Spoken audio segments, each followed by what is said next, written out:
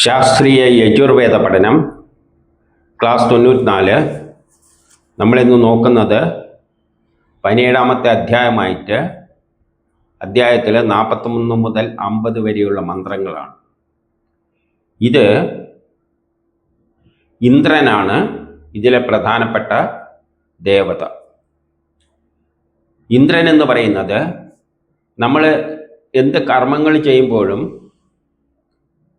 അതിൻ്റെ അകത്ത്, ആ സിസ്റ്റത്തിൻ്റെ അകത്ത് അതിനെ ഏകോപിപ്പിക്കുന്ന ശക്തി വിശേഷമാണ്. കാരണം ഏതൊരു സിസ്റ്റവും ഏതൊരു കർമ്മവും ചെയ്യുമ്പോഴും അതിനെ ഏകോപിപ്പിക്കാൻ ഒരു ശക്തി വേണം. അതിനാണ് ഇന്ദ്രൻ എന്ന് പറയുന്നത്. ഇപ്പം നമ്മൾ എന്തെങ്കിലും കർമ്മം ചെയ്യുമ്പോൾ എന്തെങ്കിലും ചായ ഉണ്ടാക്കുകയാണെങ്കിൽ ആ ചായ നമ്മളല്ലേ അതിനെ ഏകോപിപ്പിക്കുന്നത്. ഒരു മാനേജ്മെൻറ്റ് ഫങ്ഷൻ ഉണ്ട്. ഒരു സ്ഥാപനത്തിലാണെങ്കിൽ അതിന് സൂപ്പർവൈസർ എല്ലാം ഉണ്ടാവും അതിനെ ഏകോപിപ്പിക്കാൻ. അതുപോലെ ഒരു സിസ്റ്റത്തിൻ്റെ അകത്ത് ഒരു ചേഞ്ച് നടക്കുകയാണ്. നമ്മൾ കൃത്രിമമായിട്ട് ഒരു പ്ലാസ്റ്റിക് ഉണ്ടാക്കുകയാണെങ്കിൽ ആ സിസ്റ്റത്തിൻ്റെ അകത്ത് പല പ്രവർത്തികളും സയൻസിൻ്റെ അടിസ്ഥാനത്തിൽ നടക്കുകയാണെങ്കിലും അവിടെയും ഏകീകരിക്കുവാൻ ഒരു ശക്തി വിശേഷമുണ്ട്. അതാണ് ഇന്ദ്രൻ. അപ്പോൾ 41 പറയുകയാണ്, ഇന്ദ്രനാണ് നമ്മളെ ആഗ്രഹങ്ങളെ പൂർത്തീകരിക്കുന്നത്. നമ്മൾ എന്തെങ്കിലും ആഗ്രഹം വെച്ചിട്ടാണല്ലോ ഒരു കർമ്മം ചെയ്യുന്നത്. ഇപ്പം ചോറുണ്ടാക്കുന്നത് ആഗ്രഹം വെച്ചിട്ടാണ്, ചോറുണ്ടാകണം തിന്നാൻ വേണ്ടിയിട്ട്. അപ്പം അരിയും വെള്ളവും കൊടുത്തു കഴിഞ്ഞാൽ അതിനെ ഏകോപിപ്പിക്കുന്നത് ഇന്ദ്രനാണ്. അതുകൊണ്ട് ഇന്ദ്രനാണ് നമ്മളെ ആഗ്രഹങ്ങളെ പൂർണ്ണമാക്കുന്നത്. വരുണനാണ് ഋതുക്കളും മാസങ്ങളും വായുമൊക്കെ നമ്മളെ കർമ്മങ്ങളെ വ്യാപിപ്പിക്കുന്നുണ്ട്. അപ്പോൾ ഒന്ന് ഇന്ദ്രനാണ് ഏകോപിപ്പിക്കുന്നത്, മറ്റേത് വരുണനാണ്. വരുണൻ എന്ന് പറഞ്ഞാൽ ഓർബിറ്റുകളാണ്. ആറ്റങ്ങളിലെ ഓർബിറ്റുകളെല്ലാം അതിൻ്റെ അകത്ത് പെടും. അപ്പം ഒരു കർമ്മം ചെയ്യാന്ന് പറഞ്ഞാൽ അവിടെ രാസപ്രവർത്തനമാണ് നടക്കുന്നത്. അവിടെ വരുണ നിയമങ്ങളനുസരിച്ച് ആറ്റങ്ങളിലെ ഓർബിറ്റുകളുടെ നിയമങ്ങളനുസരിച്ചാണ് അതിൽ രാസപ്രവർത്തനം. അപ്പം വരുണനാണ്, ആ ഓർബിറ്റിൽ ആക്ട് ചെയ്യുന്ന ശക്തി വിശേഷമാണ് വരുണൻ. അതാണ്. അതേപോലെ തന്നെ പ്രപഞ്ചത്തിൽ ഓർബിറ്റ് ഉണ്ട്. സൂര്യന് ചുറ്റും ഗ്രഹങ്ങൾ സഞ്ചരിക്കുന്ന ഓർബിറ്റ് ഉണ്ട്. ആ ഓർബിറ്റുകളാണ് ഋതുക്കളെല്ലാം ഉണ്ടാക്കുന്നത്. അപ്പോൾ ഋതുക്കളും മാസങ്ങളും എല്ലാം ഉണ്ടാകുന്നത് ആ ഓർബിറ്റിന്റെ പ്രത്യേകത അനുസരിച്ചാണ്. അവരെല്ലാം എന്ത് ചെയ്യുന്നുണ്ട്? നമ്മളൊരു യജ്ഞം ചെയ്യുമ്പോൾ അതിനെ ഏകോപിപ്പിക്കാൻ ഇന്ദ്രനുണ്ട്. അതേപോലെ തന്നെ ഓർബിറ്റ് അനുസരിച്ചാണ് ആറ്റങ്ങളിലെ ഓർബിറ്റും പ്രപഞ്ചത്തിലെ ഭൂമിയുടെ ഭ്രമണപഥത്തിൻ്റെ ഓർബിറ്റും അതനുസരിച്ചാണ് ഋതുക്കൾ. ഇതെല്ലാം നമ്മുടെ യജ്ഞത്തിൽ പങ്കെടുക്കുന്നുണ്ട്.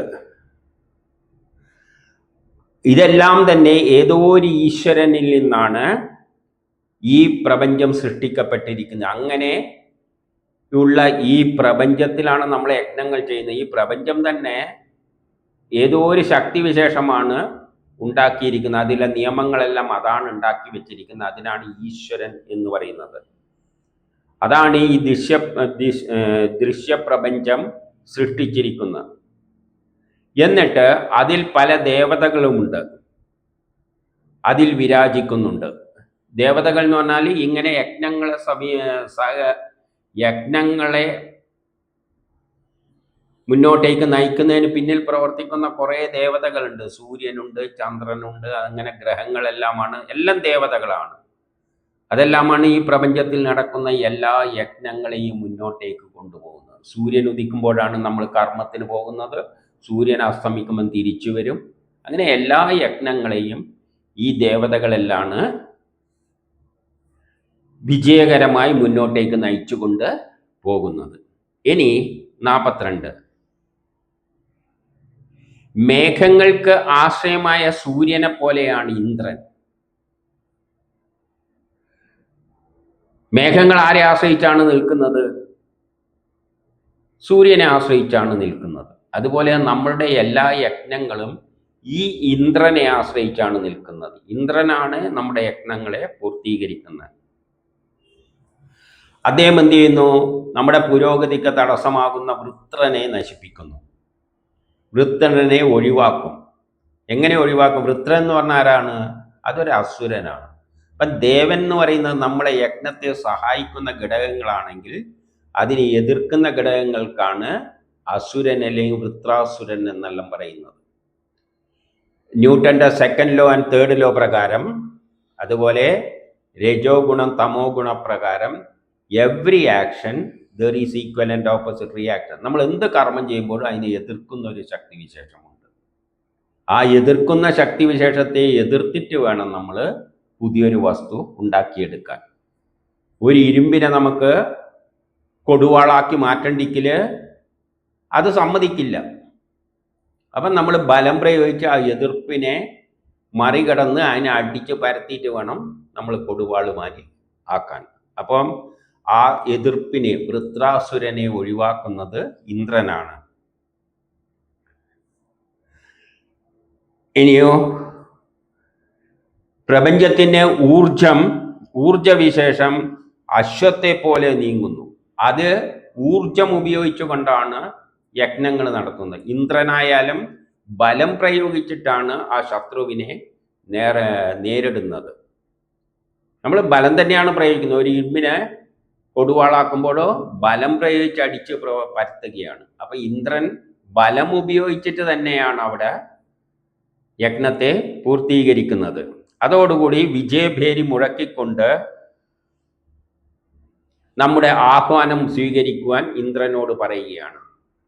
അങ്ങനെയുള്ള എല്ലാ യജ്ഞങ്ങളെയും ഉള്ള തടസ്സങ്ങളെ നീക്കി വിജയഭേരി മുഴക്കുന്ന ഇന്ദ്രനോട് നമ്മൾ പറയുകയാണ്, നമ്മുടെ എല്ലാ യജ്ഞങ്ങളിലും അങ്ങ് നമ്മളെ സഹായിക്കണേ. ഇനി 43 ഇന്ദ്രനാണ് നമ്മുടെ ആശ്രയം. നമ്മളപ്പോൾ ആശ്രയിക്കുന്ന ഇന്ദ്രൻ. ഏത് യജ്ഞം ചെയ്യുന്നുണ്ടെങ്കിൽ അതിനെ പൂർത്തീകരിക്കുന്നതിൻ്റെ പിന്നിൽ പ്രവർത്തിക്കുന്ന ശക്തി, ആ സിസ്റ്റത്തിൻ്റെ അകത്ത് പ്രവർത്തിക്കുന്ന ശക്തി വിശേഷമാണ് ഇന്ദ്രൻ. ആ ഇന്ദ്രൻ അപ്പോൾ ഞങ്ങൾക്ക് ആശ്രയമാണ്. അത് സത്യധർമ്മങ്ങളുടെ രൂപമാണ്. ഇന്ദ്രൻ സത്യധർമ്മങ്ങളുടെ രൂപമാണ്, ഞങ്ങളുടെ വിജയധ്വജമാണ്. അത് സത്യധർമ്മം അനുസരിച്ച് പ്രവർത്തിക്കുകയുള്ളൂ എന്ന് പറഞ്ഞാൽ ഇന്ദ്രൻ സയൻസ് അനുസരിച്ച് മാത്രമേ നമ്മുടെ യജ്ഞങ്ങളെ പൂർത്തീകരിക്കുകയുള്ളൂ. നമ്മൾ എന്ത് കർമ്മം ചെയ്യുന്നുണ്ടെങ്കിലും സയൻസിൻ്റെ അടിസ്ഥാനത്തിലാണോ യജ്ഞം ചെയ്യുന്നത് എങ്കിൽ ആ കർമ്മം പൂർത്തിയായിത്തീരും. ആ ഇന്ദ്രമഹിമ നമ്മളെ പുത്രപൗത്രാദികളെയെല്ലാം സംരക്ഷിക്കട്ടെ. അപ്പം നമ്മളെയും നമ്മുടെ പുത്രന്മാരെയും പൗത്രന്മാരെയും എല്ലാം സംരക്ഷിക്കുന്നത് ആ ഇന്ദ്രൻ തന്നെയാണ്. അതായത് അവരും എല്ലാം യജ്ഞം ചെയ്യുമ്പോൾ അവരെ സഹായിക്കുന്നത് ഇന്ദ്രനാണ്. ഇന്ദ്രൻ പണ്ടുകാലം മുതലേ എല്ലാ യജ്ഞങ്ങളെയും ഏകോപിപ്പിക്കുന്ന ശക്തിവിശേഷമാണ്. എന്ത് വൈഷമ്യങ്ങളും പ്രതിബന്ധങ്ങളും വന്നാലും ഇന്ദ്രൻ ഞങ്ങളെ സംരക്ഷിക്കും. പക്ഷെ എങ്ങനെയായിരിക്കണം? സത്യധർമ്മത്തിനനുസരിച്ച്. നമ്മൾ ശാസ്ത്രത്തിന്റെ അടിസ്ഥാനത്തിൽ എന്ത് യജ്ഞം ചെയ്താലും ഇന്ദ്രൻ അത് പൂർത്തീകരിച്ചു തരും. നമ്മളിപ്പോൾ ഒരു ചെടി മുളപ്പിക്കണമോ, ശാസ്ത്രത്തിന്റെ അടിസ്ഥാനത്തിൽ നടണം. മണ്ണെല്ലാം ഇളക്കി ചെടി വിത്ത് നട്ട് വെള്ളം ഒഴിച്ചു കൊടുത്ത് സംരക്ഷിച്ചു കഴിഞ്ഞാൽ സയൻസിന്റെ അടിസ്ഥാനത്തിലാണ് നട്ടിട്ടുണ്ടെങ്കിൽ ഇന്ദ്രൻ അതിനെ മുളപ്പിച്ച് തരും. ഇനി 44 പറയാണ്, മനസ്സ് സമുന്നതമായി വെക്കുക. നമ്മുടെ മനസ്സ് നല്ല നിലയിൽ വെക്കണം. ദുഷിച്ച മനസ്സ്, വിദ്വേഷം വെച്ച് കഴിഞ്ഞാൽ നമ്മൾക്ക് മുന്നോട്ട് പോകാൻ പറ്റില്ല. നമ്മൾ മനസ്സ് ശാന്തമായി നല്ല സമചിത്തതയോടെ വെക്കണം. സമുന്നതമായി ഉയർന്ന നിലയിൽ വെക്കണം. പുരോഗമനപരമായ നല്ല ചിന്തയിൽ, ശാസ്ത്രത്തിന്റെ അടിസ്ഥാനത്തിൽ നല്ല ഉയർന്ന ചിന്തയോടുകൂടി നമ്മളെ മനസ്സിന് വെക്കണം. മനസ്സിലെ ദൗർബല്യങ്ങളെല്ലാം ഒഴിഞ്ഞു പോകട്ടെ. നമ്മുടെ മനസ്സിന് പല ദൗർബല്യങ്ങളുണ്ട്, അതെല്ലാം ഒഴിഞ്ഞു പോകണം. എന്നിട്ട് മനസ്സ് നല്ല ശുദ്ധമായിട്ട് വെക്കണം, പുരോഗമനപരമായിട്ട് വെക്കണം. ശുദ്ധതയോടെ നിലനിൽക്കുന്ന ഓരോ ഹൃദയത്തിലും കുടിയേറിയിരിക്കുന്ന അന്ധകാരത്തെ നമ്മൾ എന്ത് വേണം? അകറ്റണം. നമ്മളെ ഹൃദയത്തിൽ കയറി പറ്റിയിരിക്കുന്ന അന്ധകാരത്തെ അകറ്റണം. അന്ധകാരം എന്ന് പറയുന്നത് അജ്ഞാനമാണ്. അജ്ഞാനത്തെ എല്ലാം അകറ്റണം. നമ്മളെ മനസ്സ് ശാസ്ത്രീയമായി ഉയർന്ന ചിന്തയിൽ വെച്ചുകൊണ്ട് നമ്മൾ മുന്നോട്ടേക്ക് പോകണമെന്ന് പറയുകയാണ്. ഇനി 45 നമ്മൾ എപ്പോഴും അങ്ങയോടൊത്ത് നീങ്ങാനാണ് ആഗ്രഹിക്കുന്നത്. ആരോടൊത്ത്? ഇന്ദ്രനോടൊത്ത് നീങ്ങാനാണ് ആഗ്രഹിക്കുന്നത്. ഇന്ദ്രനോട് മാത്രമല്ല, ഈ പ്രപഞ്ചം സൃഷ്ടിച്ച ശക്തിവിശേഷത്തോടൊപ്പം നീങ്ങാനാണ് നമ്മൾ ആഗ്രഹിക്കുന്നത്. പ്രപഞ്ചത്തിൻ്റെ പിന്നിൽ ഒരു ശക്തിവിശേഷമുണ്ട്. ആ ശക്തിവിശേഷമാണ് ലോകത്തെ മുന്നോട്ടേക്ക് നയിക്കുന്നത്. അതോടൊപ്പം നമ്മളും നീങ്ങുവാൻ ആഗ്രഹിക്കുന്നു. പ്രപഞ്ചത്തിൽ അങ്ങ് സൂക്ഷ്മരൂപത്തിലാണ് വർത്തിക്കുന്നത്. ആ ഈശ്വരൻ പ്രപഞ്ചത്തിൽ സൂക്ഷ്മരൂപത്തിൽ വർത്തിക്കുന്നുണ്ട്.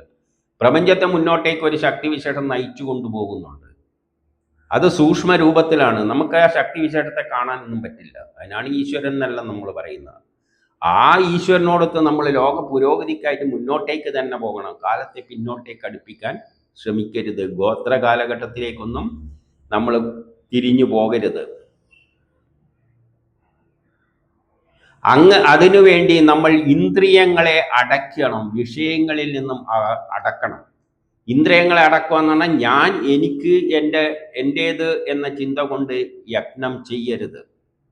നമ്മൾ നമുക്കായിട്ട് യജ്ഞം ചെയ്യുമ്പോൾ സ്വാർത്ഥമതികളാണ്. അപ്പോൾ പലപ്പോഴും ലോക പുരോഗതിക്ക് നമ്മൾ തടസ്സമായി നിൽക്കും. അപ്പം അത് പാടില്ല. ലോകം മുന്നോട്ടേക്ക് പോകുമ്പോൾ അതിനനുസരിച്ച് നമ്മൾ യജ്ഞം ചെയ്യണം. അല്ലാതെ എനിക്ക് എൻ്റെ കാര്യം നോക്കിയിട്ട് എനിക്കത് ദോഷം ചെയ്യുമെന്നൊന്നും ചിന്തിച്ചുകൊണ്ട് നമ്മൾ മുന്നോട്ടേക്ക് പോകുന്ന ആ പ്രവാഹത്തെ തടുക്കരുത്. അതിന് നമ്മൾ എന്താണ് വേണ്ടത്? ഇന്ദ്രിയങ്ങളെ അടക്കണം. അതാണ് നിഷ്കാമകർമ്മം എന്നതുകൊണ്ട് ഉദ്ദേശിക്കുന്നത്. എന്നിട്ട് ആ മഹത്വത്തിലേക്ക് മാത്രം ശ്രദ്ധയൂന്നണം. ആ പ്രപഞ്ചശക്തി ലോകത്തെ മുന്നോട്ടേക്കാണ് നയിക്കുന്നത്. ആ ലക്ഷ്യത്തിന് വേണ്ടി നമ്മൾ മുന്നോട്ടേക്ക് പോകണം. അതോടൊപ്പം നമ്മൾ പോകണം. ആ ശക്തിയോടൊപ്പം നമ്മൾ മുന്നോട്ടേക്ക് പോകണം.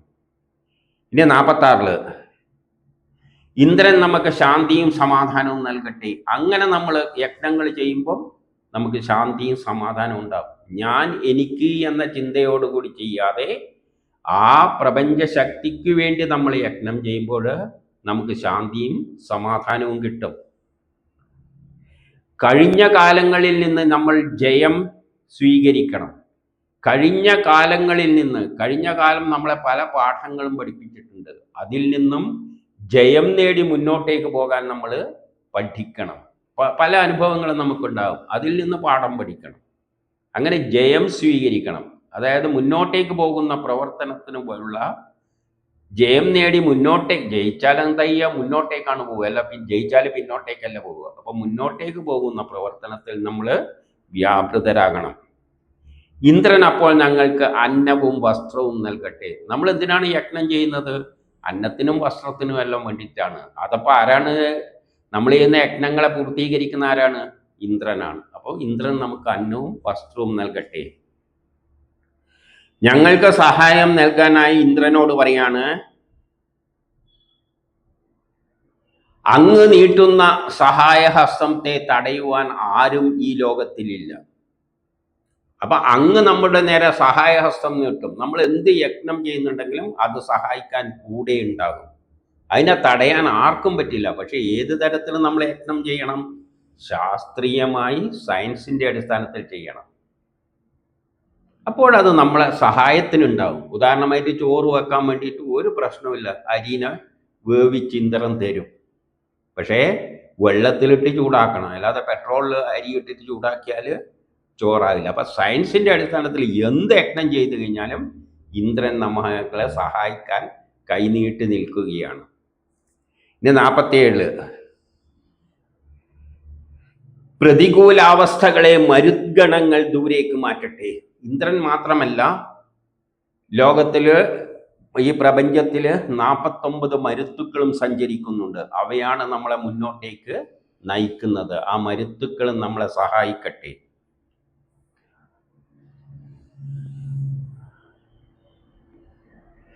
വിവേകമില്ലാത്ത കാരണത്താൽ, നമുക്ക് അറിവില്ലാത്ത കാരണങ്ങളെ കൊണ്ട് വല്ല തെറ്റുകളും സംഭവിച്ചാൽ അത് കാലത്തിൻ്റെ അന്ധകാരത്തിൽ മറഞ്ഞു പോകട്ടെ എന്ന് പറയുകയാണ്. നമ്മൾ അറിയാതെ ചില തെറ്റുകളെല്ലാം സംഭവിച്ചു പോയിട്ടുണ്ടാവും. അതിനെ നമ്മൾ പിന്നെ അന്ധകാരത്തിൽ തന്നെ കളയുക. അതും വെച്ചുകൊണ്ട് മുന്നോട്ടേക്ക് പോകാൻ പാടില്ല. ഇനി 48 ഇന്ദ്രൻ, ബൃഹസ്പതി, അതിഥി മുതലായവർ നമുക്ക് ശാന്തിയും സമാധാനവും നൽകട്ടെ. അത് മറ്റുള്ള ദേവതകളെയല്ല. ഇന്ദ്രനുണ്ട്, ബൃഹസ്പതിയിൽ നിന്ന് വ്യാഴഗ്രഹങ്ങളും എല്ലായിട്ട് എടുക്കാം. അതിഥി എന്ന് പറഞ്ഞാൽ അതിഥിയിൽ നിന്നാണ് ഈ സൃഷ്ടിക്രമമെല്ലാം ആരംഭിച്ചത്. അങ്ങനെ ഈ പ്രപഞ്ചത്തിൽ മുഴുവൻ ശാന്തി ഉണ്ടാകട്ടെ. അപ്പം നമ്മൾ യജ്ഞങ്ങൾ ചെയ്യുന്നത് നമ്മൾ പ്രപഞ്ചത്തിൻ്റെ ഭാഗമാണ്. പ്രപഞ്ചത്തിൽ ശാന്തി ഉണ്ടാകാൻ വേണ്ടിയാണ് നമ്മൾ യജ്ഞങ്ങൾ ചെയ്യേണ്ടത്. മനസ്സിൻ്റെ സന്തുലിതമില്ലായ്മ അവസ്ഥ ബാണമേൽക്കുന്നത് പോലെയാണ്. നമ്മുടെ മനസ്സ് സന്തുലന അവസ്ഥയിലായിരിക്കണം, ശാന്തമായിരിക്കണം. അല്ലാത്ത മനസ്സ് ബാണമേൽക്കുന്നത് പോലെയാണ്. ഒരു ബാണമേറ്റാൽ നമ്മൾ പെടയും. അതുപോലെ നമ്മുടെ മനസ്സ് ശാന്തമല്ലെങ്കിൽ നമ്മൾ ഒരു ബാണമേറ്റ അവസ്ഥയിലാണ് ഉണ്ടാവുക. അതുകൊണ്ട് ജീവിതത്തിൽ സന്തോഷം നിറയട്ടെ. അപ്പം ജീവിതത്തിൽ സന്തോഷം നിറയണ്ടെങ്കിൽ നമ്മളെ മനസ്സ് ശാന്തമാക്കി വെക്കണം. ശാന്തമാക്കി വിട്ടാൽ ജീവിതത്തിൽ സന്തോഷം തന്നെയായിരിക്കും ഉണ്ടാവുക. 49 പറയാണ്, സോമനും വരുണനോടും എല്ലാം പറയാണ്, ചന്ദ്രനായാലും വരുണ ഓർബിറ്റുകളെല്ലാം, അങ്ങ് രാജാവും അമൃതാവസ്ഥയുമാണ്. രാജാവാണ്. നമ്മളെ നയിക്കുന്നത് വരുണനെല്ലാമാണ്, വരുണ നിയമങ്ങളാണ്. നമ്മൾ കെമിസ്ട്രിയിലെ അടിസ്ഥാനം എന്ന് പറഞ്ഞാൽ ഓർബിറ്റുകളെ അടിസ്ഥാനമാക്കിയാണ് രാസപ്രവർത്തനം. അപ്പോൾ എന്ത് പ്രവർത്തനങ്ങൾ നടക്കുന്നത് ആ വരുണ നിയമം അനുസരിച്ച്, അല്ലെങ്കിൽ ഗ്രഹങ്ങൾ സൂര്യന് ചുറ്റുന്ന ഭ്രമണപഥത്തിൽ അതിൻ്റെ പൊസിഷൻ അനുസരിച്ചാണ് നമ്മുടെ ജീവിതവും മുന്നോട്ടേക്ക് പോകുന്നത്. അതോട് പറയുകയാണ്, നമ്മളെ വൈഷമ്യങ്ങൾ അകറ്റുക, ജീവിതത്തിൽ നിന്നുള്ള നമ്മുടെ വൈഷമ്യങ്ങൾ നമുക്ക് ഒഴിവാക്കി തരിക. അവരാണ് നമുക്ക്, ഗ്രഹങ്ങൾ നല്ല സ്ഥലത്ത് വരുമ്പോൾ നമുക്ക് പ്രശ്നങ്ങൾ ഉണ്ടാവും, മോശ സ്ഥലത്ത് വരുമ്പോൾ നമുക്ക് പ്രയാസങ്ങളെല്ലാം ഉണ്ടാവും. നമുക്ക് വേണ്ട ഔഷധങ്ങളെല്ലാം നൽകി അനുഗ്രഹിക്കുക. അതോട് തന്നെ അപേക്ഷിക്കുകയാണ്.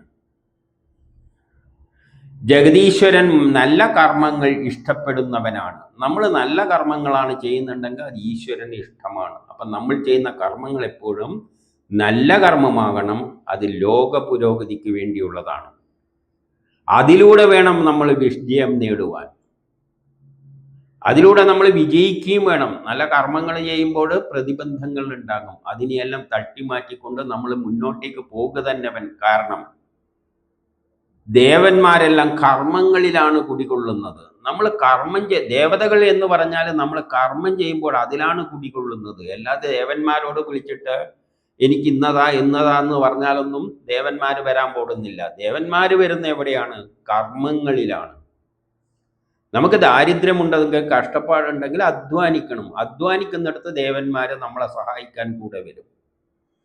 നമ്മൾ യജ്ഞത്തെ പൂർത്തീകരിക്കും. അല്ലാതെ നമ്മൾ അധ്വാനിക്കാതെ വീട്ടിലിരുന്നു കൊണ്ട് എനിക്ക് അതുകൊണ്ട് ദൈവത്തിൻ്റെ അടുത്ത് പോയിട്ട് വല്ല വഴിപാട് നടത്തിയിട്ട് എനിക്ക് അത് നേടിത്താം മറ്റേ നേടിത്തരാന്ന് പറഞ്ഞാൽ അതിനൊന്നും ദേവന്മാർ നിൽക്കാൻ പോകുന്നില്ല. നിങ്ങൾ എന്ത് ചെയ്യണം? കർമ്മം ചെയ്യണം. അതിന് വേണ്ടിയിട്ട് പ്രവർത്തിക്കണം. പ്രവർത്തിക്കുമ്പോൾ ആ പ്രവൃത്തിയുടെ കൂടെയാണ് ദേവന്മാരുള്ളത്.